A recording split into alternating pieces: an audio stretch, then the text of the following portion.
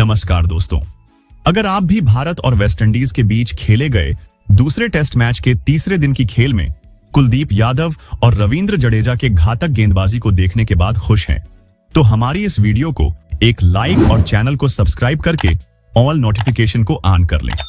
तो चलिए दोस्तों, आपका ज्यादा समय न लेते हुए आज की इंटरेस्टिंग हाइलाइट्स वीडियो को स्टार्ट करते हैं।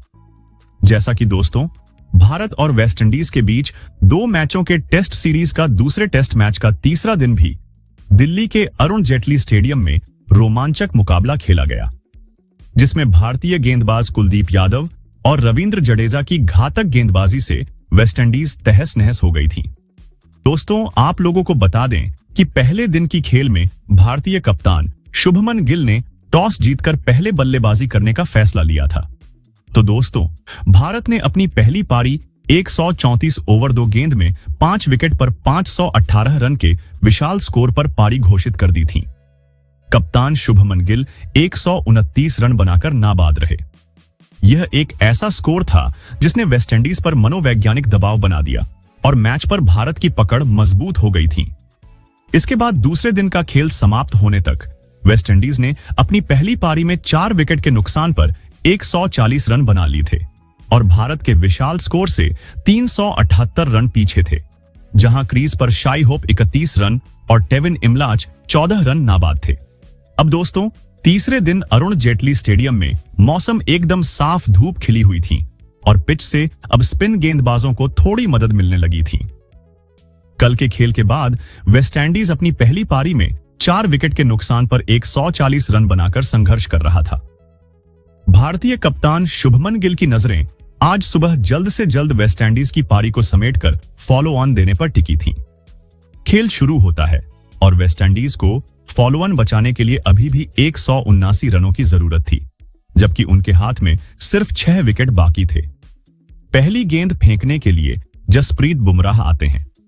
गेंद बल्ले का बाहरी किनारा लेती है, लेकिन स्लिप के फील्डर से दूर गिर जाती है। लेकिन दबाव लगातार बना हुआ है। दिन के पहले घंटे में ही यह स्पष्ट हो गया कि भारतीय स्पिनर, खासकर कुलदीप यादव, आज मैच पर अपनी छाप छोड़ने वाले हैं। कुलदीप यादव का जादू शुरू होता है।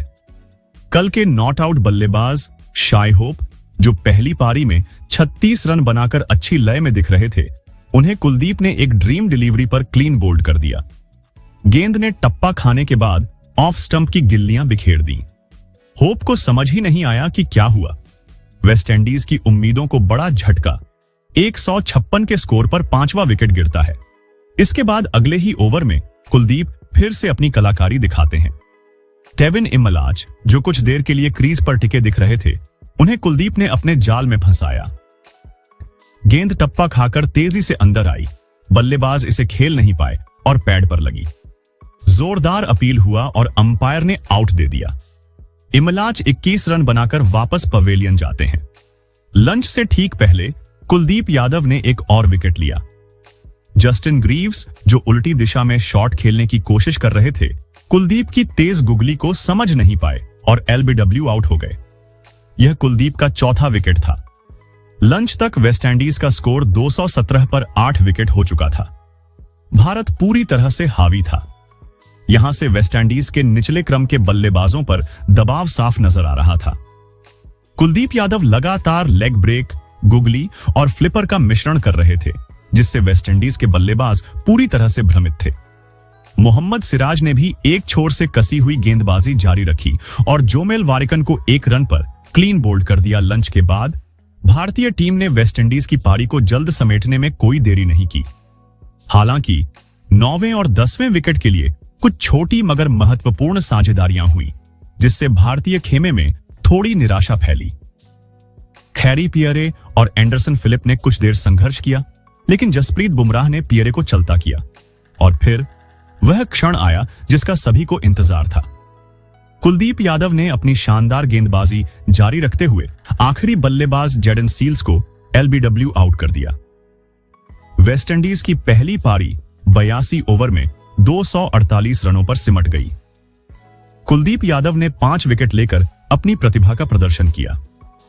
यह टेस्ट क्रिकेट में उनका 5वां 5 विकेट हॉल था और इस प्रदर्शन के साथ भारत को वेस्टइंडीज पर 270 रनों की विशाल बढ़त मिली। भारतीय कप्तान शुभमन गिल ने बिना किसी देरी के वेस्टइंडीज को फॉलो ऑन के लिए कहा। वेस्टइंडीज को अब भी भारत को दोबारा बल्लेबाजी के लिए बुलाने हेतु 270 रन बनाने थे और यह काम उन्हें बिना डरे पूरे दिन खेलना था। दूसरी पारी शुरू होती है। वेस्टइंडीज के सलामी बल्लेबाज जॉन कैंपबेल और तेगनारायण चंद्रपॉल मैदान पर उतरते हैं। मोहम्मद सिराज और रविंद्र जडेजा ने नई गेंद संभाली। दबाव इतना था कि वेस्टइंडीज के बल्लेबाज रक्षात्मक मुद्रा में थे, लेकिन सिराज ने जल्द ही भारत को पहली सफलता दिलाई। एक बेहतरीन आउटस्विंगर बल्लेबाज चंद्रपॉल को चकमा देती है और पहली स्लिप में शुभमन गिल के सुरक्षित हाथों में कैच जाता है। चंद्रपॉल महज 10 रन बनाकर पवेलियन लौटे। इसके बाद एलिक अथानाजे क्रीज पर आए, लेकिन कुछ ही देर में स्पिन का एक और वार हुआ। वॉशिंगटन सुंदर ने उन्हें एक सीधी गेंद पर फंसाया, जिसे बल्लेबाज समझ नहीं पाए और 7 रन बनाकर एलबीडब्ल्यू आउट हो गए। वेस्टइंडीज की दूसरी पारी उसी ढर्रे पर चल पड़ी थी जिस ढर्रे पर पहली पारी चली थी। भारत की जीत लगभग निश्चित लगने लगी थी। टी ब्रेक के समय वेस्टइंडीज का स्कोर 35 पर 2 विकेट था। लग रहा था कि मैच आज ही खत्म हो सकता है, लेकिन क्रिकेट अनिश्चितताओं का खेल है और तीसरे सत्र ने पूरी कहानी पलट दी। जी हां दोस्तों, जॉन कैंपबेल का साथ देने आए शाई होप। यह साझेदारी वेस्टइंडीज के लिए न सिर्फ इस मैच बल्कि इस पूरी सीरीज में एक टर्निंग पॉइंट साबित हुई। दोनों बल्लेबाजों ने चाय के बाद के सत्र में भारतीय आक्रमण का डटकर सामना किया। जॉन कैंपबेल ने आक्रामक रुख अपनाया। उन्होंने कुलदीप यादव और रविंद्र जडेजा के खिलाफ कुछ बड़े और साहसी शॉट्स खेले। उन्होंने अपनी अर्धशतकीय पारी के दौरान 9 चौके और 2 छक्के लगाए। उन्होंने अपनी 50 महज 69 गेंदों में पूरी की। दूसरी ओर शाई होप ने संयम और एकाग्रता के साथ बल्लेबाजी की। वह डिफेंस और अटैक का सही मिश्रण कर रहे थे। एक छोर से कैंपबेल आक्रामक थे तो होप ने दूसरे छोर को मजबूती से संभाला।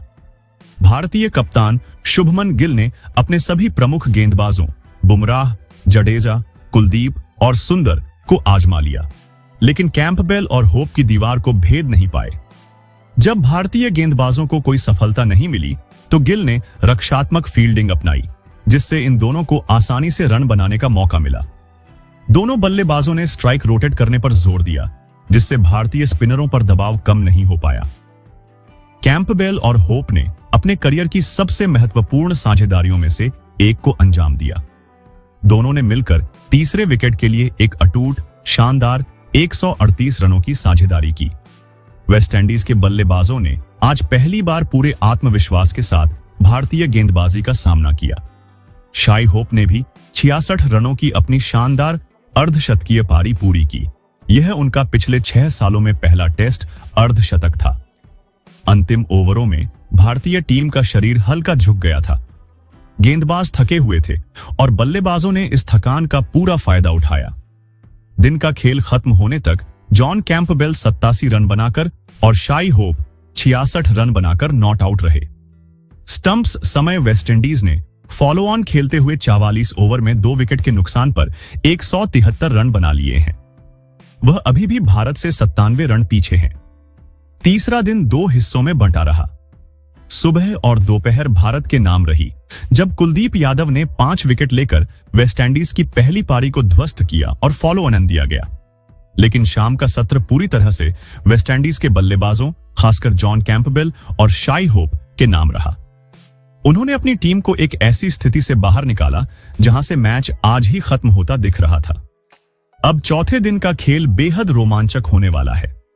वेस्टइंडीज की निगाहें अब लीड लेने पर होंगी, जबकि भारत जल्द से जल्द बचे हुए 8 विकेट लेना चाहेगा।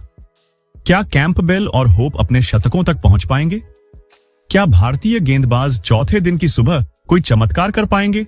अपनी कीमती राय कमेंट करके जरूर बताइए और ऐसी ही नई और धमाकेदार खबरें सबसे पहले जानने के लिए हमारे इस वीडियो को लाइक और चैनल को सब्सक्राइब करना बिल्कुल भी न भूलें। धन्यवाद।